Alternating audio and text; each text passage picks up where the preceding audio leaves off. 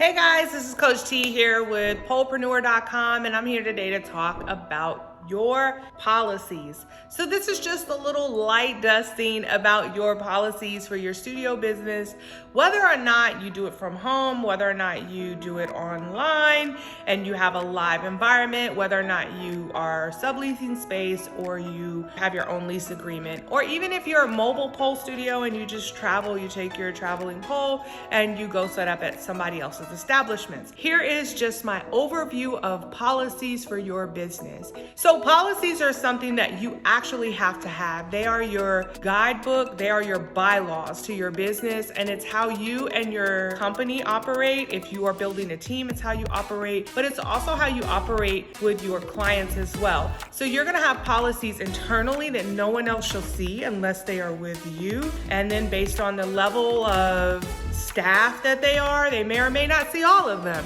Then you're also gonna have policies between you and your clients, and these are so important. These are so important. And I just wanna tell you why they're super important. If you don't already know, it's because they help settle misunderstandings before they happen. It's not to take policies and just beat somebody over the head with them, but it's really just about setting the record straight and being as transparent as you can so that people can decide for themselves, is this somebody that I would like to come take pole classes with? You want to have policies to protect you, to protect the nuances of having to explain yourself as to why you don't operate a certain way or as to why you do.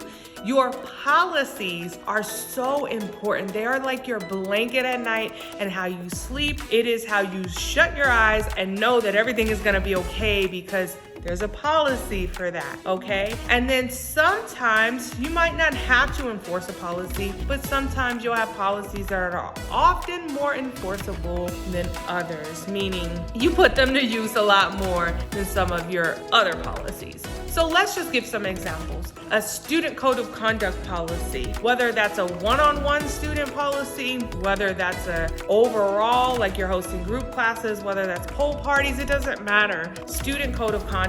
What is the agreement and how do you expect your students to behave when they are under your teaching, okay? Also, you might have a refund policy, and I said might, but you better have a refund policy. What happens when somebody requests a refund? Do you give it? Do you have a certain amount of days that you give it? Do you give it only if it's studio error? What's your refund policy? You're gonna need that, okay? And then with the refund policy, just side note, your clients are gonna need to see that before they make the purchase for you to actually be able to enforce it, and that way you can fight a chargeback if it comes your way, okay? So I'm just dropping all these nuggets, but yes, policies, policies, policies. If you have staff, what's the policy for opening and closing the space? What's the policy if they want to use your space for personal time and do personal things for their own benefit? What's that policy? If you have upper level management, what's the policy for requesting time off? What's the policy for grievances and disciplinary action? So I know that the policy is not our favorite part of the business, creating those until something happens, and then I promise you it will be, but it's very important so that you can cover yourself and that you can also make sure that if something happens, there's an answer already in place. So you know exactly what to do.